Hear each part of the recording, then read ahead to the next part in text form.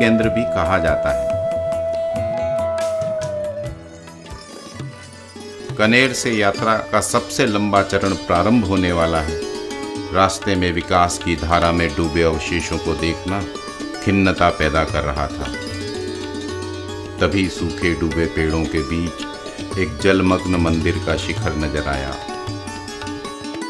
समृद्धि के लिए इकट्ठा किए गए पानी में क्या कुछ नहीं डूब गया। इतिहास, संस्कृति, आस्था और शायद मनुष्यता भी। इंदिरा सागर को पार कर हम धारा जी पहुंचे। नर्मदा के आंचल में बसा ये एक और तीर्थ है जो अब ओंकारेश्वर बांध में डूब जाएगा। आगे भविष्य में अब न प्रपात होगा न शिवलिंग बनेंगे। नर्मदा जी के दोनों ओर के दृश्यों को निहारते हम ओंकारेश्वर की ओर बढ़ चले। हमारी गति मंथर थी। दोनों तरफ ऊंचे ऊंचे पहाड़। एक पहाड़ की गुफा में साधु का निवास दिख रहा था। साधु ने एक लंबी सीढ़ी लगा रखी थी। उसके और संसार के बीच में रिश्ता बस एक सीढ़ी से जुड़ा हुआ था। चौपाल का प्रयोग कई अर्थ लेकर आ रहा था। नए नए सुझाव, नई नई बातें। बस सबके बीच पीड़ा एक जैसी थी। सभी की प्रदूषण और पर्यावरण को लेकर टीस में समानता थी। हम ओंकारेश्वर पहुंच गए।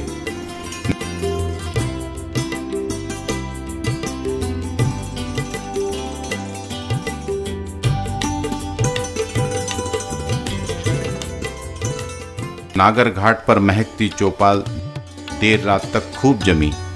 आप इस पुल के ऊपर से देखिए, पूरे घर का जो पूजा की सामग्री आई पॉलीथीन के अंदर डाली, उसको ऊपर से बंद किया और यहाँ नर्मदा जी में डाल गए। मान लो नर्मदा जी नहीं हुई, कोई कचरे का टेकरा है तो अपने घर का सब कुछ उठा के लाओ, इसके अंदर डाल दो।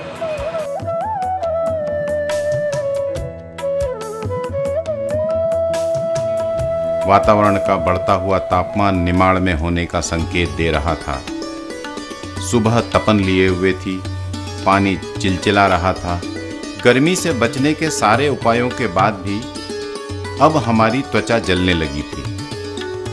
आगे बढ़ने पर जब पहियों पर तोप की तरह लगी पानी की मोटरों को देखा तो अचरज हुआ।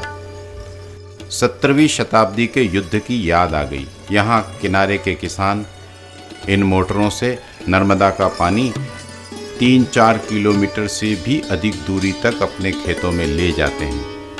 आगे बढ़ते हुए हम रावेर पहुँचे। यहाँ नर्मदा जी के किनारे स्थित बाजीराव पेशवा की समाधि के दर्शन किए। बाजीराव भारतीय इतिहास का ऐसा महानायक जो अपने जीवन में कोई युद्ध नहीं हारा।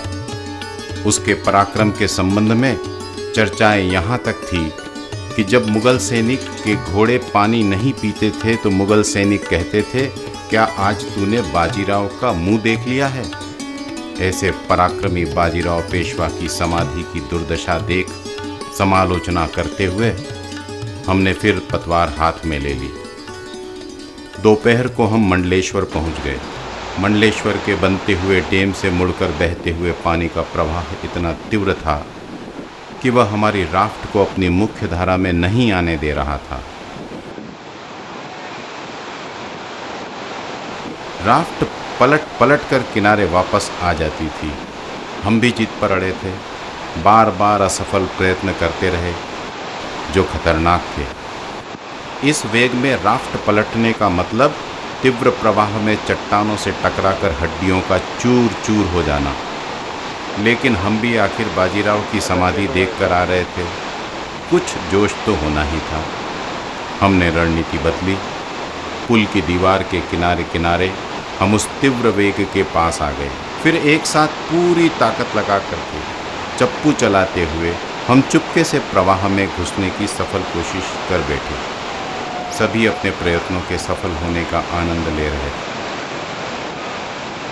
तीव्र प्रवाह में राफ्ट बवंडर में फंसे तिनके की तरह इधर उधर उछलती, चट्टानों से टकराती कूदने लगी। एक बार तीव्र वेग में आने पर आप कुछ नहीं कर सकते। जो करना है वह प्रवाह और पानी को ही करना होता है। शाम ढलने को थी। हम महेश्वर की ओर बढ़ रहे थे।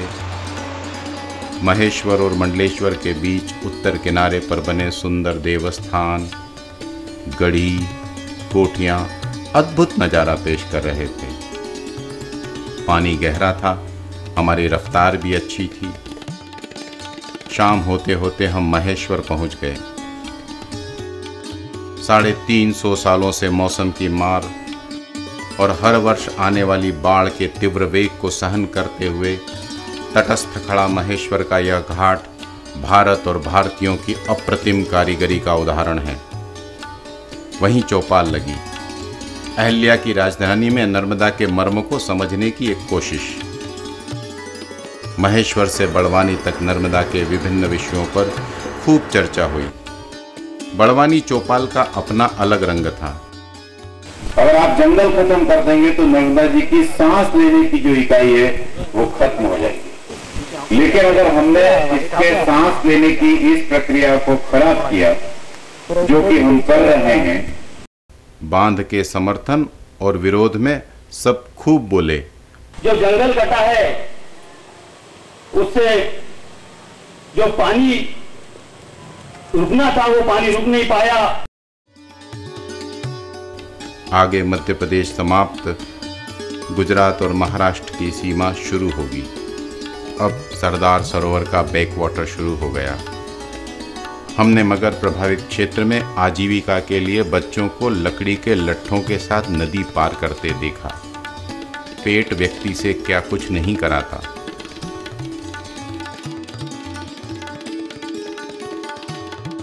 थोड़ी दूर पर नर्मदा के किनारे महुए से शराब बनाते ग्रामवासी भी मिले।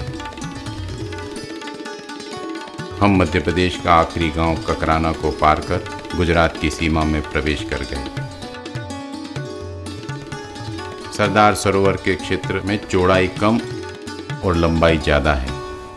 वनवासी क्षेत्र होने से बस्तियां कम हैं। पहाड़ों और वनों के मनोहारी दृश्य हैं। यहाँ से सतपुड़ा और विंध्याचल जैसे दो सबल भाई नर्मदा का साथ छोड़ देते हैं। आगे की जीवन यात्रा वह अकेली पार करती है। सरदार सरोवर के नीचे पानी कम और चट्टानें ज़्यादा होने से आगे की यात्रा को हमें नारेश्वर से प्रारंभ करना पड़ा। नारेश्वर एक सिद्ध स्थान है। इस क्षेत्र में नर्मदा बार बार अपनी दिशा बदलती है, मानो भाइयों के बिछुड़ने पर उन्हें हर दिशा में ढूंढ रही हो। लोहारा से वापसी की यात्रा दुर्गम रही। यात्रा का आखिरी दिन पूरी यात्रा का सबसे चुनौतीपूर्ण दिन रहा। शाम को हम सब सकुशल भरूच पहुंच गए।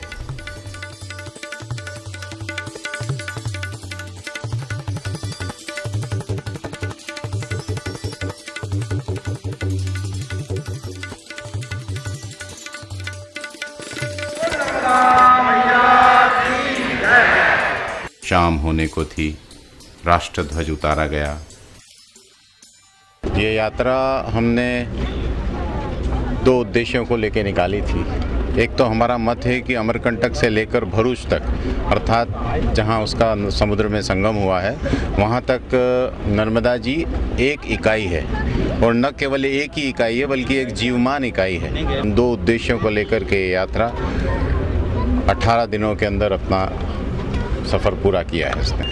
तो ऐसी करीब करीब 35 चौपालें हमने अभी तक की है और हमने लोगों से कहा है कि केवल बात करने से नहीं होगा, नर्मदा जी के लिए आपको काम करने की आवश्यकता है। तो करीब करीब हमको 950 लोगों ने समय देने के लिए आग्रह किया है। उन्होंने कहा 7 दिन, 15 दिन, 1 महीना और 6 महीने तक का विविध समय वो लोग नर्मदा जी की सेवा के लिए देंगे। इस प्रकार से लोगों ने आगे बढ़ कर के इसका प्रतिसाद किया है। एक संकल्प पूर्ण हुआ। देवताओं की पूजा कर उनका आभार मान यात्रा समापन की घोषणा हुई। ईश्वर कृपा से दुर्गम यात्रा पूर्ण हुई। नर्मदा पर ठोस कार्य प्रारंभ करने के निश्चय के साथ यात्री विसर्जित हुए। रोमांच, खतरों और नूतन अनुभवों को देने वाली इस यात्रा में 18 दिन का समय लगा। शेष 3 यात्री जो मेरे साथ थे, कमांडर निगम, नौसेना में रहते हुए इन्होंने 7 समुद्रों की गहराई नाप ली है।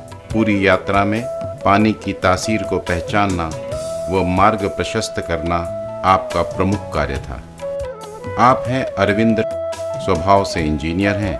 इस पूरी यात्रा में हर टूटन को जोड़ने का कार्य करते थे। Doctor KC. रायकवार पेशे से डॉक्टर हैं, स्वभाव से सेवाव्रती हैं। आप इनके कंधों पर भरोसा करके दुनिया का कोई भी खतरा मोल ले सकते हैं।